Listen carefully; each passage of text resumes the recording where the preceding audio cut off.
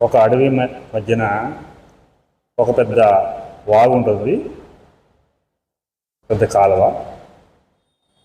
ఆ కాలువని రెండు పక్కల నుంచి చేర్చడానికి మధ్యలో ఒక పడవ ఏర్పాటు చేయబడి ఉంటుంది. ఆ పడవని నడపడానికి ఒక వ్యక్తి ఉంటాడు అన్నమాట, బోట్ మ్యాన్. ఇప్పుడు ఏం చేస్తుంటాడంటే ఆ పడవ ఎక్కిన వాళ్ళని ఆ ఒడ్డు నుంచి ఈ ఒడ్డుకి తీసుకెళ్తూ ఉంటాడు అన్నమాట, నదిలోంచి. ఒకరోజు ఈ పడవలోకి ఒక పండితుడు, ఒక వైజ్ మ్యాన్ పడవ ఎక్కుతాడు. పడవ వెళ్తూ ఉంటుంది, వీడు నడుపుతూ ఉంటాడు, తెడ్డుతోటి తోస్తూ ఉంటాడు. ఈ వైజ్ మ్యాన్కి టైంపాస్ అవ్వక పడవవాడితోటి కాలక్షేపంగా కౌరులు మొదలు పెడతాడు. ఏమయ్యా, నీకు భగవద్గీత గురించి ఎప్పుడైనా విన్నావా? భగవద్గీత నీకు తెలుసా అని అడుగుతాడు. అంటే అతను అంటాడు, నాకు తెలియదండి, ఎప్పుడు వెళ్ళాను నేను.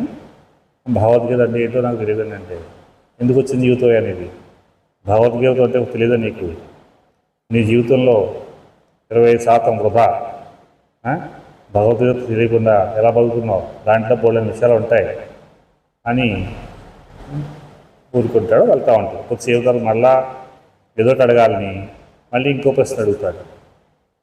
కొన్ని భగవద్గీత గురించి తెలియదు, ఎప్పుడైనా రామాయణం గురించి విన్నావా? నీకు రామాయణం తెలుసా? రాముడు ఉంటాడో వాళ్ళ గురించి అది తెలుసా? అంటే ఏదో కొద్దిగా తెలుసు కదండి, ఎప్పుడు రామాయణం అని కథలని నాకేం తెలియదు అని అంటాడు. అప్పుడు ఈ పండితుడు అంటాడు, నీకు రామాయణం కూడా తెలియకపోతే నువ్వు ఇంకా అనవసరం, నీ జీవితంలో 50% నీ బతుకు వృధా. నువ్వు రామాయణం తెలియకుండా, భగవద్గీత తెలియకుండా ఏదో అలా బతికేస్తున్నావు. మనిషి అందరూ అన్నీ తెలుసుకోవాలి అని చెప్తా ఉన్నాను. ఈ టైంలో ఆ పడవకి ఒక చిన్న కన్నం ఉంటుంది, ఆ కన్నం పడిపోతుంది. ఇది వరకు ఉండేది కన్నము, అది కొంచెం సిక్కిపోయి కన్నం వచ్చేసి పడవలోకి నీళ్లు ప్రవేశిస్తూ ఉంటాయి. కొద్ది కొద్దిగా నీళ్ళు పడవలోకి వస్తుంటాయి అన్నమాట. అది ఇద్దరు కూడా గమనించరు.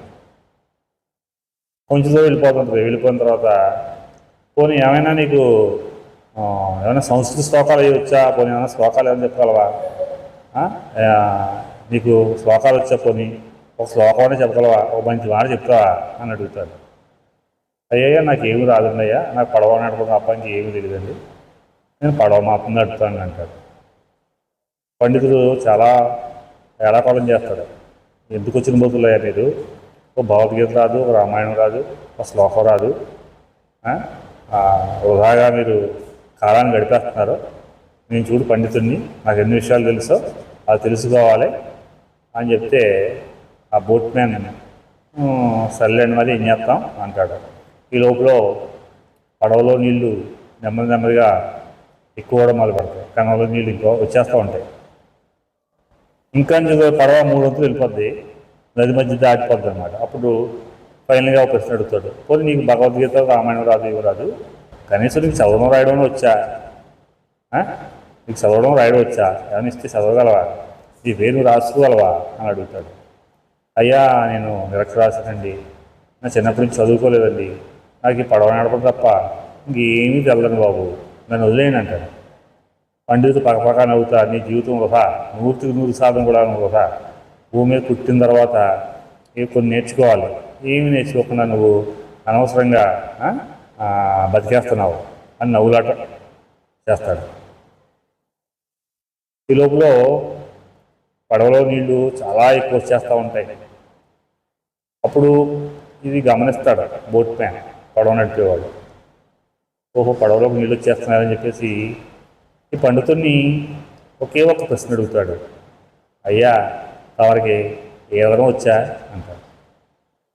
అయ్యో, నాకు రాదమ్మా, నాకు ఏదైనా రాదు అంటే అప్పుడు పండితుడు చెప్పి బోట్ మ్యాన్ చెప్పమాట, అయ్యా, నాకు భగవద్గీత రాదు, రామాయణం రాదు, చదవడం రాదు, రాయడం రాదు, కానీ నా ప్రాణాలను కాపాడుకోవచ్చు, నాకు ఈత వచ్చు. మరి మీ ఈత రాదు కనుక మీ భగవద్గీత అన్నా రామాయణం అన్నా నన్ను కాపాడదేమో చూడండి అనేసి వీడి నదిలో దూకేసి ఈదుకుంటూ వెళ్ళిపోతాడు. ఈ పండితుడు ప్రాణాల చేతులు పెట్టుకుని బిక్కు వెంట పడవను చూస్తూ ఉంటాడు. ఈ రోజులో పడవలోకి నీళ్ళు నిండా వచ్చి పడవ తిరగబడిపోతున్నాడు. అంటే ఎంత చదువుకున్నా అతని జ్ఞానం అనేది అతని ప్రాణాలను కాపాడలేకపోయింది. మన నేర్చుకున్న విద్య మనకి ఉపయోగపడేలా ఉండాలి.